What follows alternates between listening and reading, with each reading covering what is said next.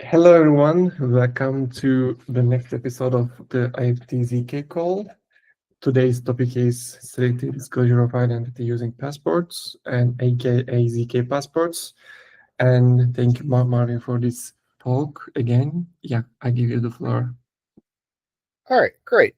So a recent, I don't know if recent's quite the right word, but in terms of like interest, however, in the last couple of months, there's been some buzz about being able to prove your identity or portions of your identity using selective disclosure. Because Google has actually recently partnered with Self, and we'll talk about Self later in the presentation, but that's kind of the motivating factor is we want to kind of look at why we might want to do ZK verification. And to do that, let's think about the old way we used to disclose our identity and the preferred way. So I took this is actually a modified screenshot of Steam.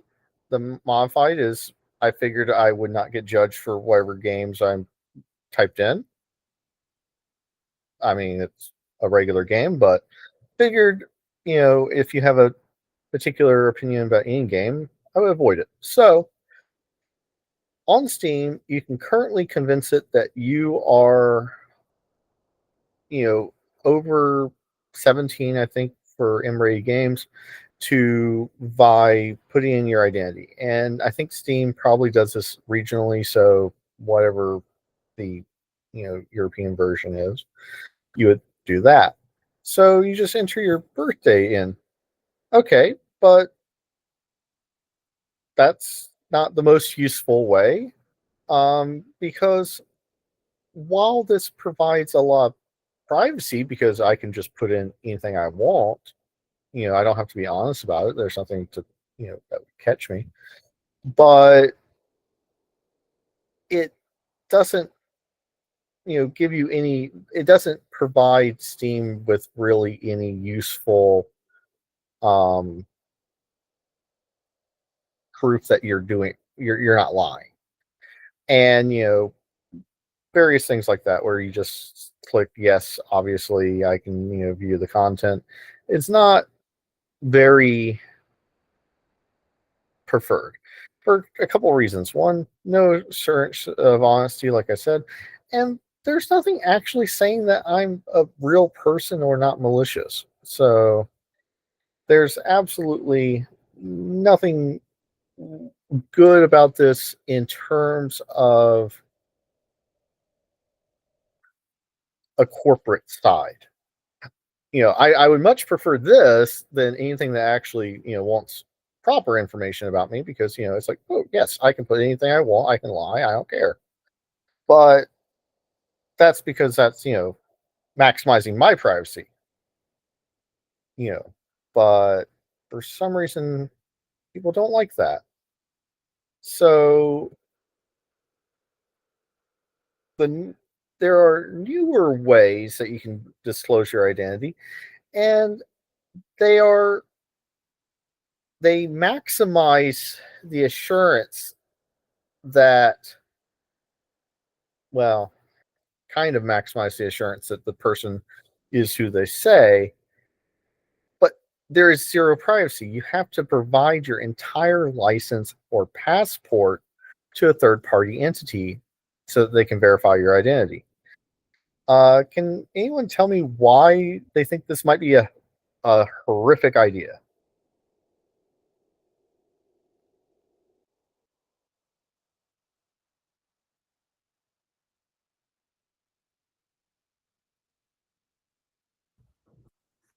Because I it guess might not. provide some very sensitive information once, so they can be used always by third parties. Absolutely. Like, Mhm. one, there's no limit to how long they have your, driver's license, but also, um, I think the European Union, which I know some of you are in, have better requirements. But I will give you an example of something from where I live, where about a decade ago, 10 years worth of tax information for the state I live in the US was completely compromised because somebody, I think, left a laptop just in a taxi, and all of the tax information wasn't encrypted. So 10 years worth of everybody's tax return, tax filings, basically for the whole state, was right there. So if you provide people your information, there's no telling one how they secure, like how they store it, because you're giving this to a third party, and if the government that's used to having this information isn't smart enough to encrypt it and secure it, what hope is there for a random third party? The other thing is, like, there's been a bunch of data hacks lately of, well, breaches for credit not unions, but credit bureaus in the U.S., which then leaks millions of people's social security numbers, date of birth, and all that. So, again, the institutions that are traditionally used to having all this information are very vulnerable. So, not just like they have it forever, but they how well are they even storing it? So there's that. So there's no privacy, no necessarily good security. Plus, once someone else gets your, driver's license, you know, what are they using it for? So lots and lots of issues.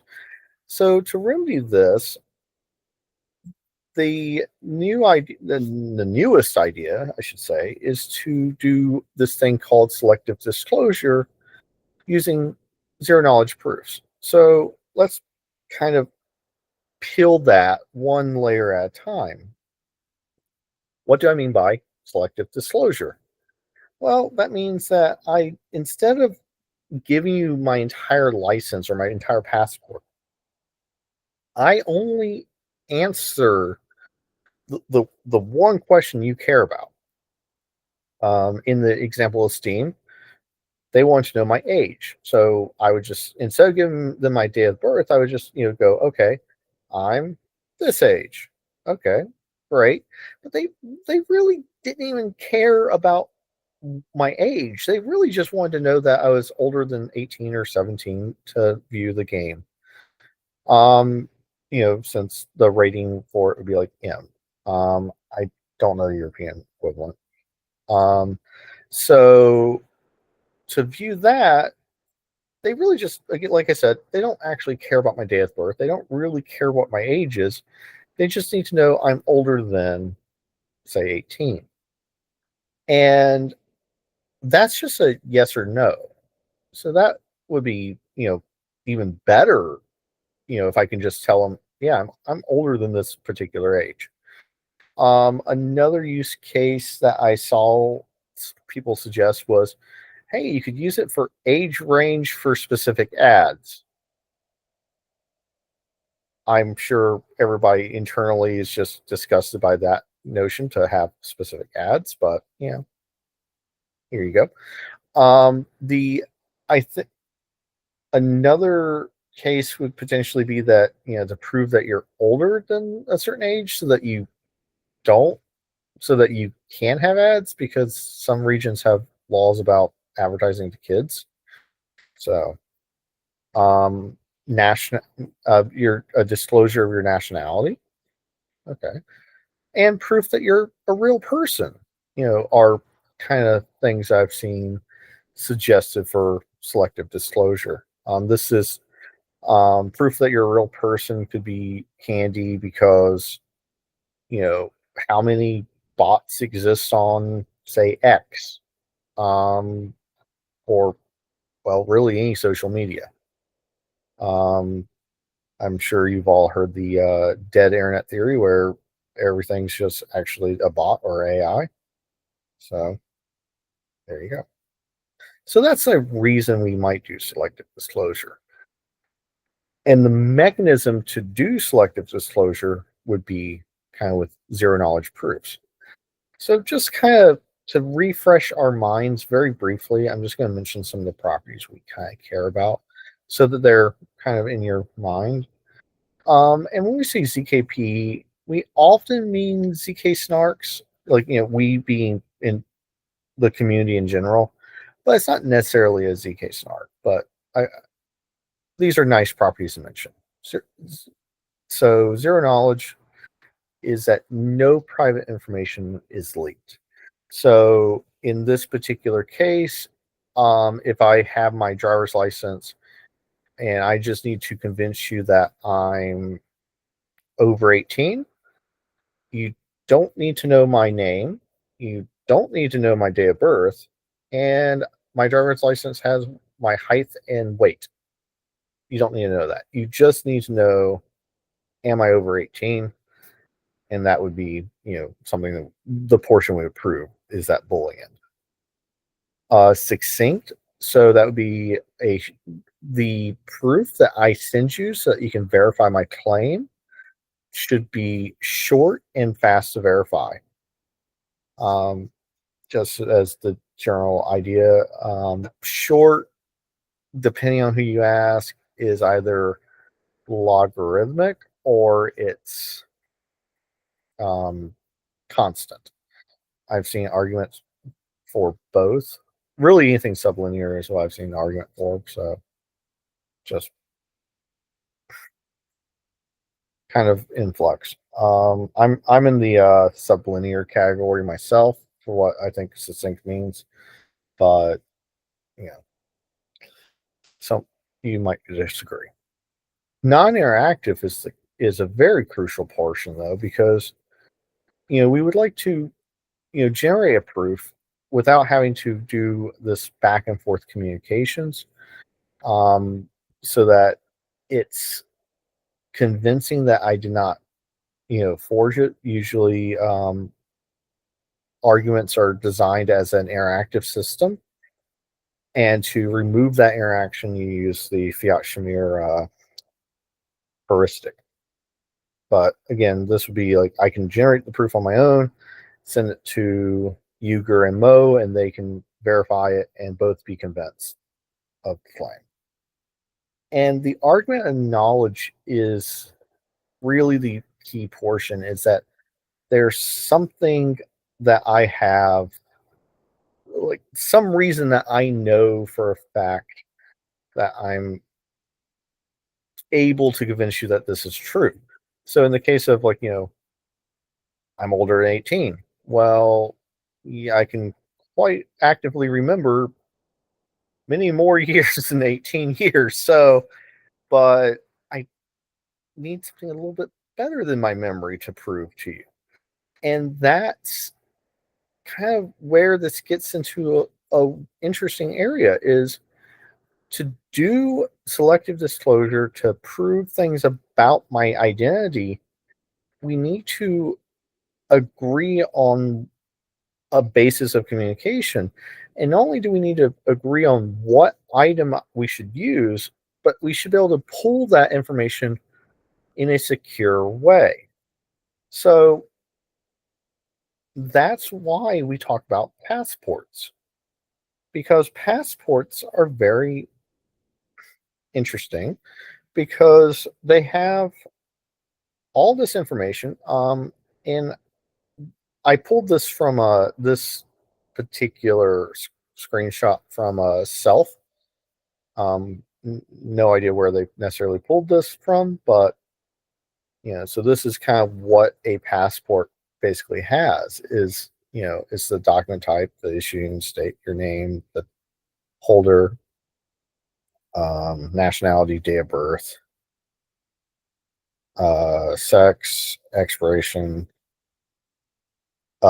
information about your picture, potentially fingerprint side, some additional optional stuff that's not necessarily there, but they have in general. So passports may differ from the US to the EU. There might be slightly different, different standards, but for an issuing organization or state, they have a similar setup. Okay, so we have a frame of reference, but that doesn't ensure that passports, are universal. Like, not quite universal, but trusted, I guess. Because, everything I listed off, a lot of that can be found on, my driver's license and maybe even your driver's license. Even though they're from different like areas altogether, they still have that same information. But driver's license aren't used. And you could, rationalize this real quick in your head and go, okay, well, just think about the US for the moment. The US, from state to state, the driver's license are different. Yeah, you have real IDs now, but they're still done differently, like set up differently. So we need to, so it might be like, okay, well, you use passports because then anyone in the US that happens to have a passport, their passport is in the same format. So we have one format for the US. We have one format for, I believe the EU has basically the same format, but I won't swear to that.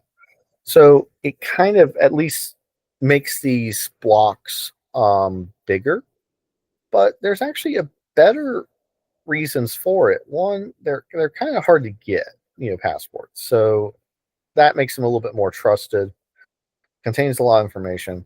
But really the two reasons that it's very good is because a passport, I didn't know this until I started looking into this, by the way, has an NFC chip, which can be scanned by your phone. And the NFC chip contains, I believe it are hashes of the information in the passport, along with the a signature from the country that issued it to assure you that this is correct. Like this is an official passport. This is the information on it, and that's what these ZK passport projects use is a passport to kind of give you this frame of reference. And there's two projects I found, and I apologize if there's a third one that you're aware of, or many more, but these are the two I found, and CK Passport and Self. And I'm going to kind of give you some information that I know about both of these. But before I tell you any information I know about both of these, I'm going to give you a massive, massive disclaimer, which I hate to do. So I've read their documentation on their websites, and I've watched various talks given from about both of these, as well as I think some news releases. But most of the news releases I saw were like Self and Google. So, but the disclaimer is, even though like all the talks I saw were like within the last year, a lot of them in like the last 5 months, one from a month ago, there's some conflicting information out there. And I think it's because things have been redesigned. So that's why I didn't want to type some of the stuff out and be like, yes, this is absolutely how it's done. But rather, I'm going to tell you the moral of how it's done, and some information about them. But ZK Passport, I'm very confused by this because I actually just a couple hours ago watched a talk that popped up from I think 3 months ago, and they were saying that they are using Self, and all the documentation does not use Self. So I'm very confused. But ZK Passport's website basically described something that was fairly straightforward. It used Ultra Honk, which is an Aztec proof system, and their goal was to have something that could be proven locally on your cell phone. And they purported having times to generate proofs being about 10 to 50 seconds. And they were claiming it to be something that you can do on a regular phone, which is fantastic. Stealth use in the talks I saw, one from I think 5 months ago said they use Grot 16, and the talk, a very interesting talk I saw last night, said they do not use Grot 16. They use some check with Lanero, Ligero. I'm going to go with that pronunciation. So a little bit confusing there. I think the talk I saw last night is the up to date, since that's from a month ago.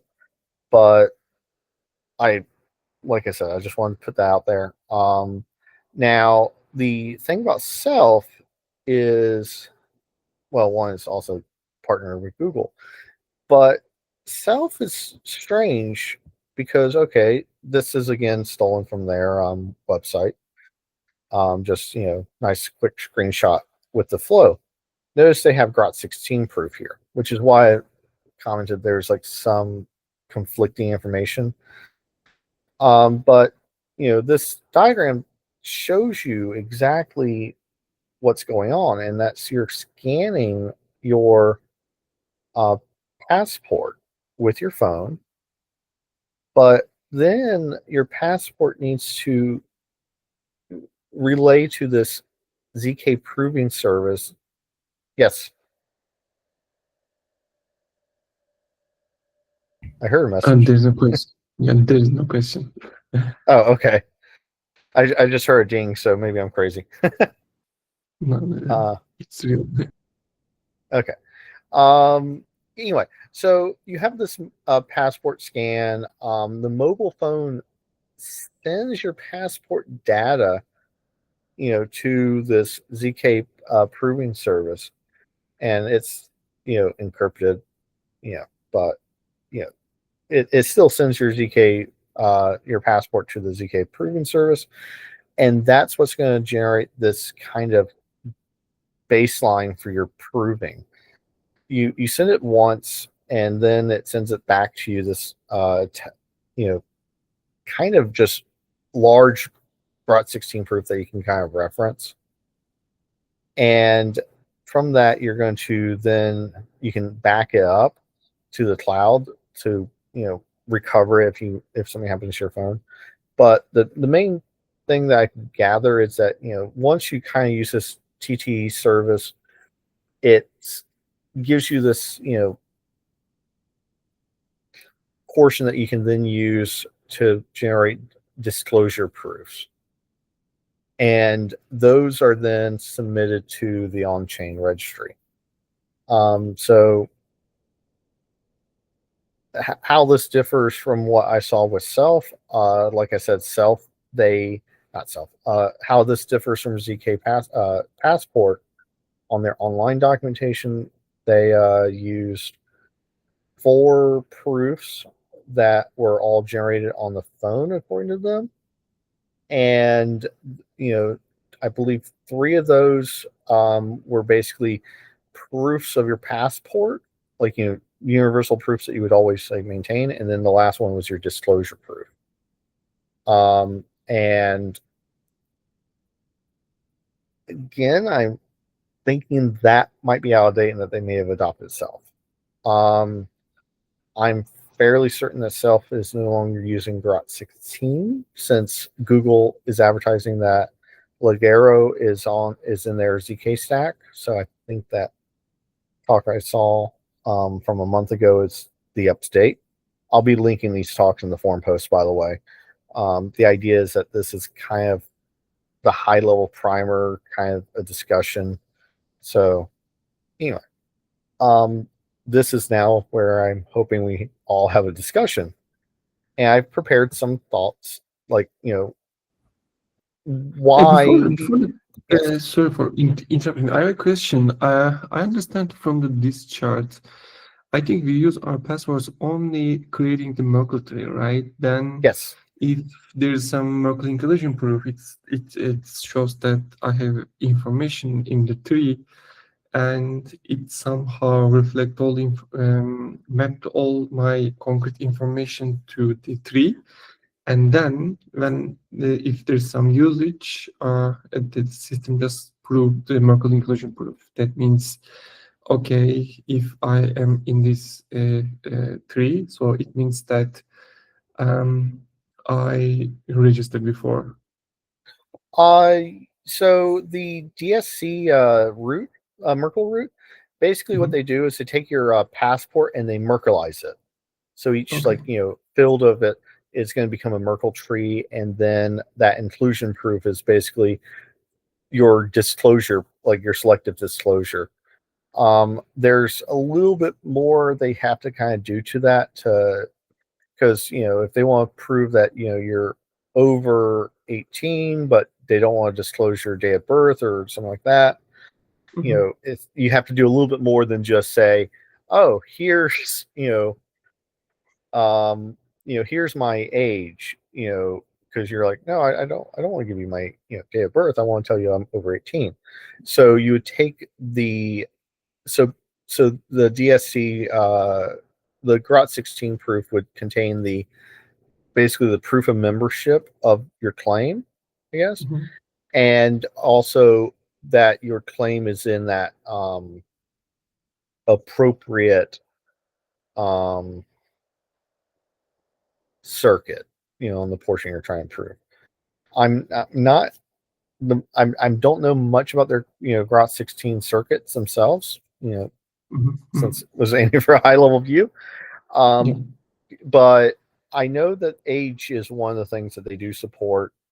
I will also mention that since there are discrepancies between passports, it's one of those things where they roll it out as they go. So I think US and EU are covered. I remember India being mentioned as like the next goal, but that next goal was like several months ago, so might already be Mhm. covered. But yes, um, Okay, thanks. hopefully that answered. Yeah, yeah, cool. All right. So other kind of thoughts. Um, are there like post quantum, and again, this is hoping the audience will join in.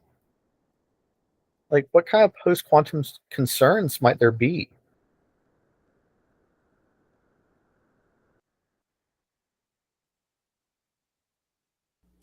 Yeah, so I'm guessing the hash uh, of the passport data is signed. Is that correct? Um, Yes, the so passport is signed by yeah, the host country. yeah. So I I guess that would be um, yeah, yeah, that would be the issue with post-quantum security. I would assume this is signed by non-quantum secure signature scheme, but I don't know. um so I will point out so for our sanity, since I'm not an expert at anything involving passports. My knowledge of passports are that I have one and it's let me out of the country and back in. Um, as well as the little bit I've gathered from this. But I think the reasonable stipulation also to have when we're doing this discussion is like, okay, so there's the passport, and you're not, if you're trying to, design a system that uses a pre-existing object like a passport, you don't get to tell the country that issued it, oh, your security sucks. So we're gonna have to assume that the signature is what it is. But maybe there's post quantum secure concerns that might exist with zero knowledge in this disclosure method, um, if that makes sense. Yeah, yeah. I mean, So, if they're I using mean, ROS 16. exactly. Grot Yeah, 16 is not. So, just for some context, Grot 16 relies on the discrete logarithm problem. It's it's an awesome ZK snark because it has a short proof size. It's the smallest one in terms of number of group elements, but it has some limitations. One, it's not. It requires a trusted setup. Okay, that might not be a big deal because you're going, okay, well, if I only have so many different ways to have a passport laid out, and these maybe are, I presume, short circuits, that might not be too bad, to do grot 16, and have maybe each passport standard, just to have it be fast verifying. But it still relies on the discrete logarithm problem, and that's bad. And that's why, as I kind of hinted at earlier, that I was seeing some conflicting information, is the talk I saw that was labeled a month ago. It's a really great talk. I'm going to include it in the forum post link, by the way. It has a lot more technical stuff, so my thought was, again, low level here. But that's why they would have switched from, I believe, grot 16 to Ligero. I'm probably butchering that so bad. And Ligero's proof system is going to be in conjunction with GKR. And what they're doing is they're only using SHA-256 basically to do all their proving, which is post-quantum secure. And one of the reasons that they also emphasized the need to switch over to post-quantum wasn't, oh, quantum computers are coming tomorrow. You might have thoughts on the likelihood or projection of quantum computers, but because they needed to adopt something that was post-quantum resistant, well, secure, because according to that talk, Google, Apple, and the EU really don't want to implement or touch things that are not post-quantum secure at this point. So there's that. Anything else on that front?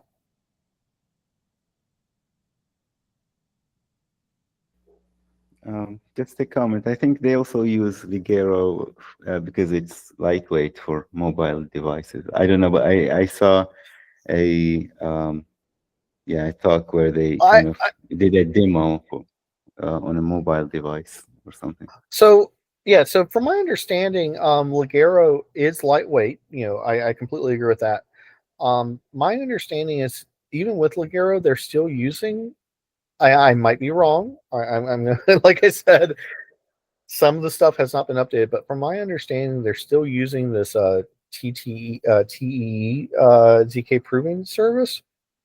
So I'm not sure if it's light enough for all mobile devices. But that actually brings us into the next point. What, this TTE,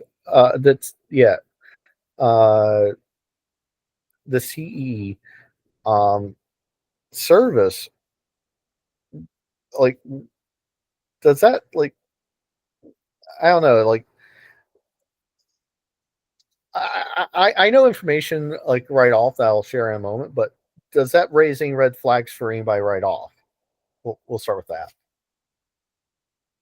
The fact that I'm sending my passport data encrypted passport data over the internet to some company that I barely have heard of for them to do stuff to. Does that raise any concerns? Yes, definitely. I would have also accepted the answer of, well, if they're doing it with fully homomorphic, no, I would have accepted that. But I do not believe they're using fully homomorphic. It does raise concerns. Now, I will tell you the portion where it still bothers me in my head, but I will give the reason that they're using TEE. I will keep butchering that. The reason they keep using the trusted execution environment is for two reasons. One, mobile phones are not able to produce the Grot16 proofs. I can't say about the Ligero. I do know Ligero is supposed to be a lot better for that. Now, the main reason that they do it, the reason that they need a trusted execution environment is actually to guarantee that so the trusted execution environment is supposed to guarantee that the passport data is actually deleted after the proof generation. So that's why they're using it, is, to try giving users assurances that their data is not being stored long term. I don't know if that's assurance enough for anyone else, but I'm not sure I trust that. I mean, I'm not saying Self is doing anything malicious. I'm just saying, like, that security assumption seems very tall order. Yeah, I think this will be my next question: how they prevent the reuse issue? Because once they created a proof, and this proof needs to be, some expired somehow in sometimes. So maybe they can just deploy some revocable signatures. There's the revocable signatures are just signature primitives that expires the signature by the time. And I was also wondering that why the TE is really needed, because it's theoretically secure, but always suffering from attacks. And I just continue. So go on. Like I said, the TE is there just to guarantee that once they generate your proof, like the data that they need to send back to you, it's not stored. So I would characterize it maybe not so much as an assurance to the user, but the assurance to self as an entity, that if they were hacked, no malicious party could alter the behavior of the ZK proving service to prevent it from deleting passports.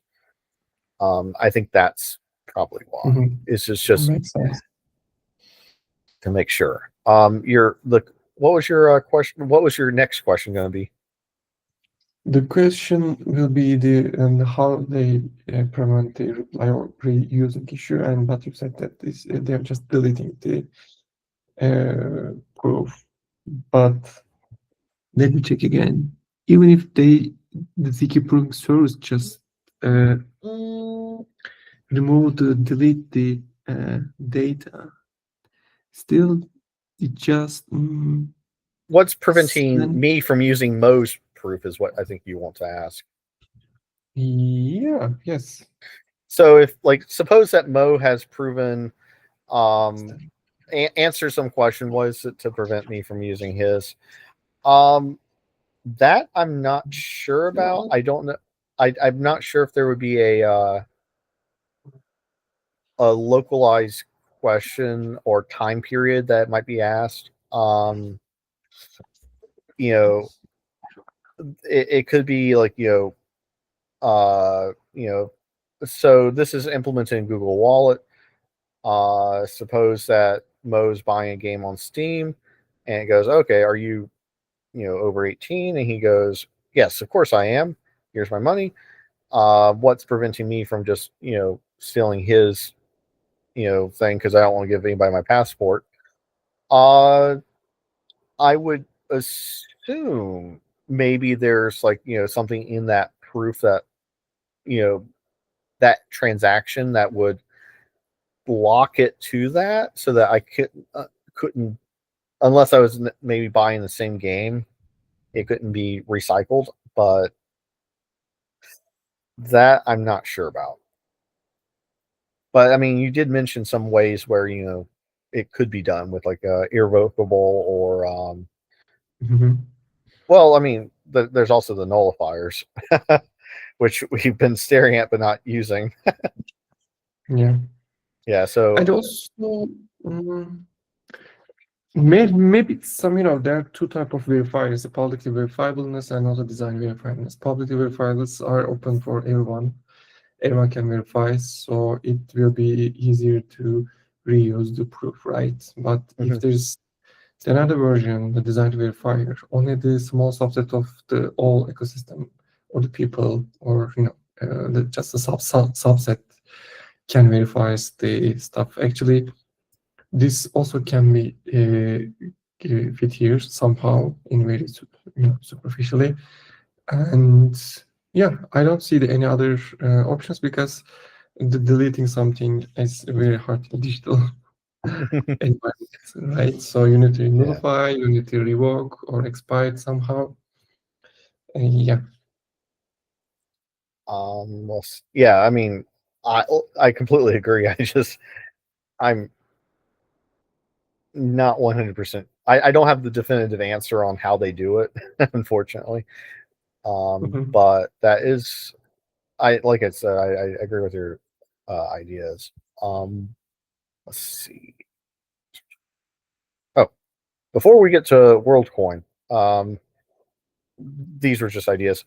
Um, Mo had kind of hinted at it, but I think it's worth actually stating because I've told you like why Grotz 16 is so wonderful and that it's like the best ZK snark in terms of proof size and all this, but then they switch to Ligero and it's like okay, well yeah, there's the whole post quantum reason, but there's also another reason that Mo kind of hinted at, and it's kind of to do with the fact that we have this ZK proving service and mobile going on, and the ZK proving Grot 16 is very, very expensive. Like it's very hard. Like to generate the proof is hard, but verifying it's easy. However, in this scenario, we want regular users to be able to generate proofs ideally. Like, in the ideal world, I would not send my passport to anyone. I would just, use it locally and, generate my proofs and, call it a day. And that doesn't require the verification. That actually switches the paradigms. Usually ZK proofs are about I need to be able to verify this easily because whoever's verifying it doesn't have good hardware or amazing hardware. But in this instance, the prover does not have very good hardware, and they need to be able to generate this proof, which is why they would use Ligero plus Grot 16 because not Grot 16, Ligero plus GKR, because GKR's entire purpose is to have a practical prover. Like I said, I don't know if that the use of Ligero fully gets rid of this TEE, but it makes it plausible that you could, since varying phones qualities. So figured I'd mention that. Yeah, one comment maybe. Yes. So the TEE service seems like a centralized component in an otherwise decentralized Yeah, system. So it doesn't really fit the ecosystem, I guess. I don't know. I completely agree. It's really this band-aid because if certainly if you're using Grot 16, you're not proving it on a phone. Not most phones, at least. So maybe this becomes more direct without the TE when you use Ligero. I've not seen that diagram myself, but the hope that they talk about is that you would just do this only on your phone. You don't need this, and you just have this direct line because you know right here is kind of a big jump because this is a black box because yeah, they tell me that it's a TEE, but it's a centralized service. It's not a service. It's not a computer I directly have access to verify that it's doing what it should be doing. And even if I could touch that computer, I certainly don't have any expertise to tell you if it's doing what it should be doing. So it's a very black box thing. So, but their goal is to not have this forever. Hopefully, Ligero's gotten rid of it, but yeah, yeah, it's a glaring centralization portion that I know Self is not a fan of. All right. So I put this one in here more for my amusement because like I said, I was trying to come up with some questions. Is this better than WorldCoin's approach with biometrics? So WorldCoin is trying to prove people's identities using scans of their eyes. Does this seem like a better approach to prove that you're a person than scans of your eyeball?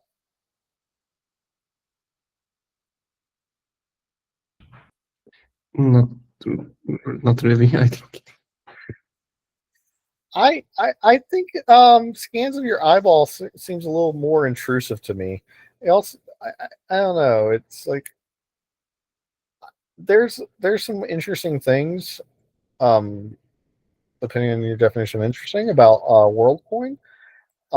But the argument, the serious argument against WorldCoin's approach versus Self is scalability. WorldCoin requires very specialized cameras to go and photograph your eye. Self just requires you to have a passport. That's a having a passport's kind of a high bar.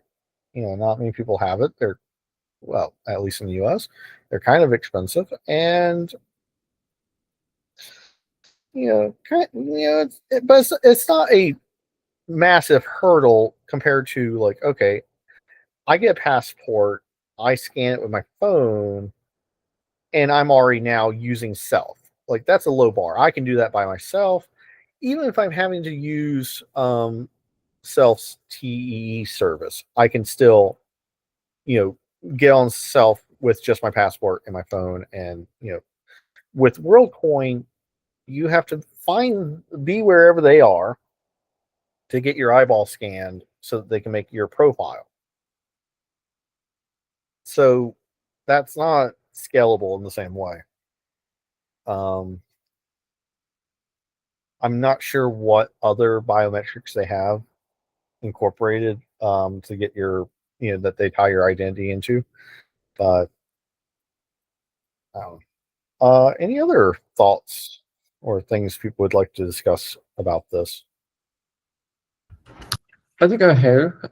In my opinion, this kind of stuff provides confidentiality because of the sensitive data will be local, so never exposed. But it requires somehow sender anonymity, right? Because, for example, transport layer is centralized. For example, if you use the application runs on the server client approach, it might leak some metadata. Of course, if you're not using Tor or something similar. Otherwise, so it requires some distributed architecture, like P2P, and maybe we can use Boku in here to provide better distributed architecture messaging. And also still the sender anonymity requires, so still, and we can also add some extensions like the P2P mix or something to provide sender anonymity, because otherwise the metadata can be leaked, right? Even if you are not providing sensitive information, they can just link between some metadata with your and for example, you can just say that the people can understand that you can just submit your ZK passport twice in a month. So it's again metadata can be counted, right? So I guess it kind of depends also in what context you're using this. So suppose that like Steam the gaming platform adopted this, where the only way that you could prove your identity is, we're again large assumption, we're assuming everybody has a passport, and this is how you can buy games, is by proving that you're old enough to buy to have the game. So if I'm scrolling through anybody, like you can, like, I think, find people on Steam or whatever. So if you're scrolling through someone's list of games, you can then infer how old they are. So some of that metadata would still exist depending on like the known context. Now, obviously, if this is like a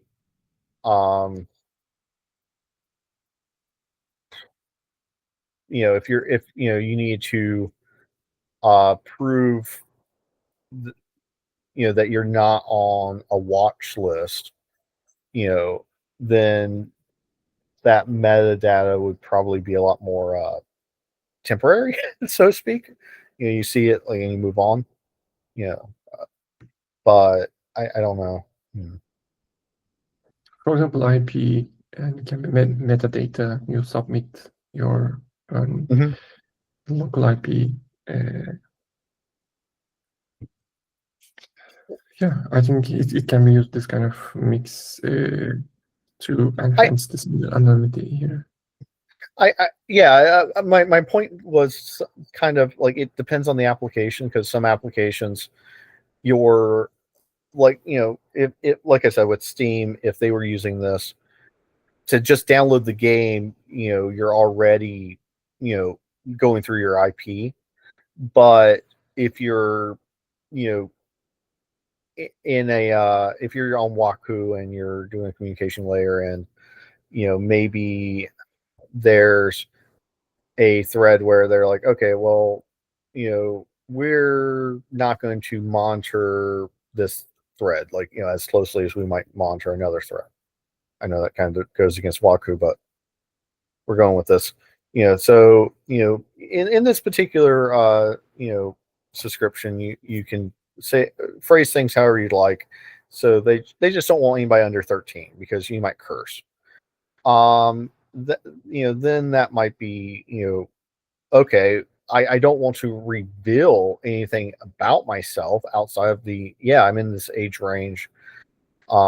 Maybe you have a Cryptographers of Turkey association, so it's like, okay, we really only want people who are like Turkish to be in this one, so you have a nationality subscription, but you don't really need their IP addresses or anything like that. You don't want any of that metadata. You just need to know like that passport information that's been selectively disclosed would be the application. Like you said, then you would use Mixnet. Yeah, exactly. I will say that this is an interesting. So everybody here in this call is very privacy focused or conscious, but I think this is an interesting way to bring the idea of privacy to general users, because while it's not necessarily going the extra mile with Mixnet, and you might be dealing with like regular entities, it's like that first step, because if you go buy alcohol, you have to show them your driver's license so they can see you're over 21. But they don't need your date of birth. They don't need to know your name. They just need to know, are you over 21? And this, is kind of that first step to that mechanism where we can do the selective disclosure, selective privacy that IFT strives for, whether it's in Nessians or more privacy with Mixnet.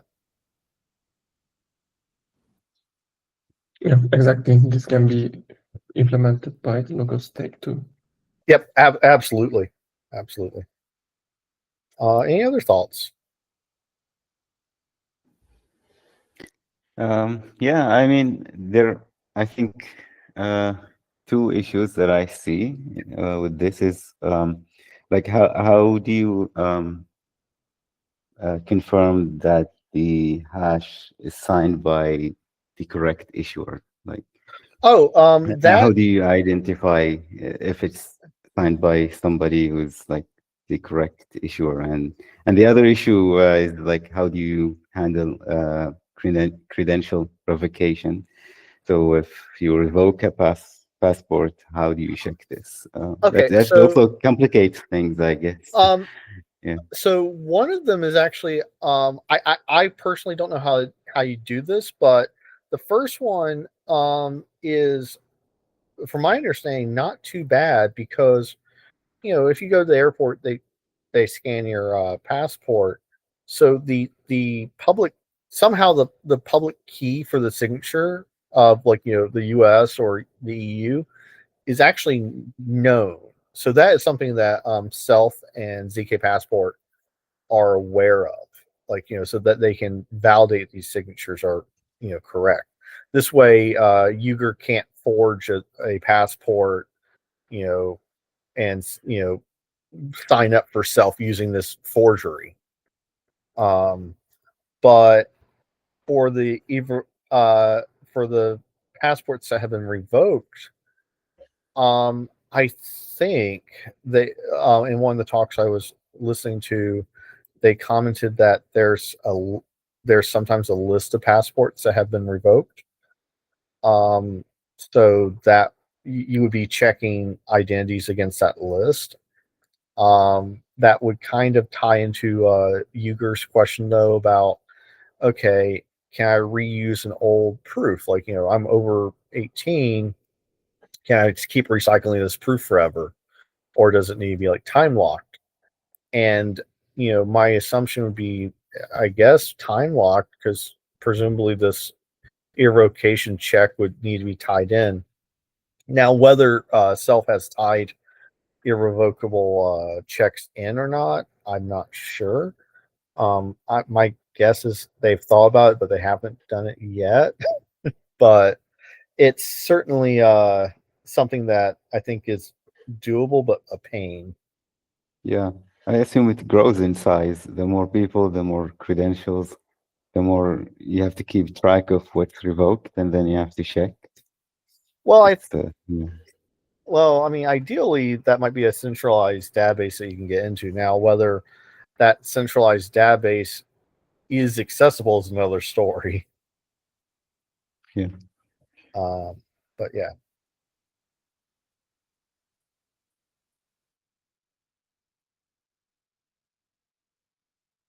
If that's forgot I had other points.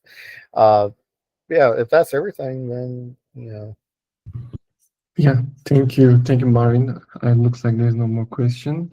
And if there is your comments, questions, or some ideas, please let us know. There will be the forum post about this topic in forum that there from that a WAC forum that WAC, and you can just share your ideas here. Thank you for this question, Marvin.